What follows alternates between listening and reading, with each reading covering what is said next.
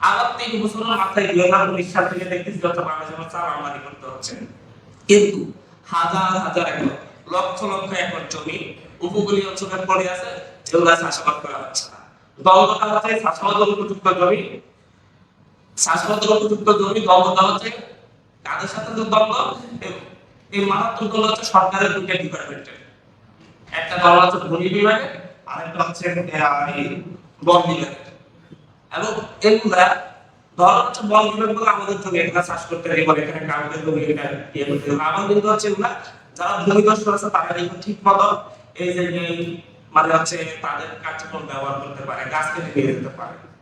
আমি আমার দিকের কথা বলছি, ৫ই আগস্টের পরে মাত্র ২ বছরে আমার ২-৩টা বলে কেবল উজাড় হয়ে গেছে।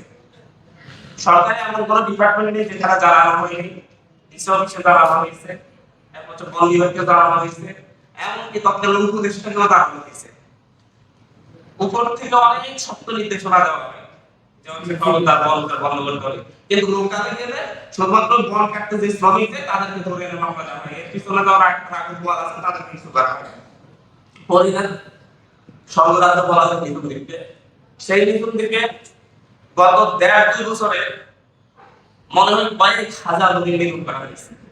অনেক জায়গায় বলি, কিন্তু আজকে এখানে বলতেছি এটা কোনো প্রতিকার নেই, কারণ তারা খুব প্রভাবশালী, তাদের রাজনৈতিক কারণে লাগে, হয় আমার লাগে, না হচ্ছে আমার বিরোধী পক্ষের লাগে, না হচ্ছে অন্য পক্ষের লাগে, তাদেরকে লাগবে। তো তাদেরকে খাপানো সাথে কারণে আমি একটা লোকাল একেবারে ওয়ার্ড পর্যায়ে নেতাদের কথা বলতেছি। বাংলাদেশকে যদি মুক্ত করতে হয়, খাদ্য নিরাপত্তার কথা বলি, পানি সংকটের পানি নিরাপত্তার কথা বলি, কৃষি নিরাপত্তার কথা বলি, প্রত্যেকটা বিষয় একটা সার্কেলের মধ্যে ঘুরে আসে। আমি একটা কথা বলি যে হচ্ছে আমরা যে এই যে এখানে একটা পানি দেওয়া হয়েছে, এই পানি কি ১৫ টাকা হবে নাকি ২০ টাকা হবে, এটা নির্ধারণ করি আমরা রাজনীতিবিদরা, আমরা যারা রাজনীতি করি। পানি এমনকি হচ্ছে বাতাস, আমরা যে বায়ু গ্রহণ করি, সেই বায়ুকে আমরা নিরাপদ বায়ু গ্রহণ করতেছি, বিশুদ্ধ বায়ু গ্রহণ করতেছি, অক্সিজেন হিসেবে নাকি হচ্ছে দূষিত বায়ু গ্রহণ করতেছি, সেটাও আমরা নিশ্চিত করে, এটাও নির্ধারণ করে আমরা রাজনীতিবিদরা। সুতরাং এই বাংলাদেশে আমাদের মতো যারা রাজনীতিবিদরা আছে, আমরা যারা এখন রাজনীতি করতেছি এবং যারা আগ থেকে রাজনীতি করছে, এরা সবাই যতদিন পর্যন্ত একটা ঐক্যবদ্ধ আসবে, একটা নির্দিষ্ট সীমা রেখে আসবে যে আমরা এই জায়গায় বিরোধিতা করবো, এই জায়গায় সবসময় ঐক্যবদ্ধ থাকবো, ভূমিদস্যুদের বিরুদ্ধে ঐক্যবদ্ধ থাকবো, জলদস্যুদের বিরুদ্ধে ঐক্যবদ্ধ থাকবো, যারা গাছ কাটে তাদের বিরুদ্ধে ঐক্যবদ্ধ থাকবো। এই যে কয়েকটা পয়েন্টে যদি আমরা ঐক্যবদ্ধ হতে পারি, তাহলে বাংলাদেশ শুধু ৫ বছর লাগবে না, ২ বছরের পরিবর্তন হয়ে যাবে ইনশাআল্লাহ।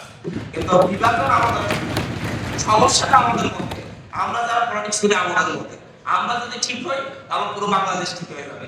এত সেমিনারও করা লাগবে না, বাইরের দেশ থেকে হচ্ছে কিভাবে বাংলাদেশ পরিবেশ ঠিক করতে হবে, বাইরের দেশ থেকে প্রচুর এটাকে কি বলা আছে পরামর্শ দেওয়ার জন্য পরামর্শ আনা লাগবে না, সবগুলি টাকা খরচ করা লাগবে না, পুরোটাই আমাদের সদিচ্ছার উপর নির্ভর করবে, আমাদের ঐক্যবদ্ধতার উপর নির্ভর করবে, এর বাইরে আর কিছুই নেই। ধন্যবাদ সবাইকে। আসসালামু আলাইকুম।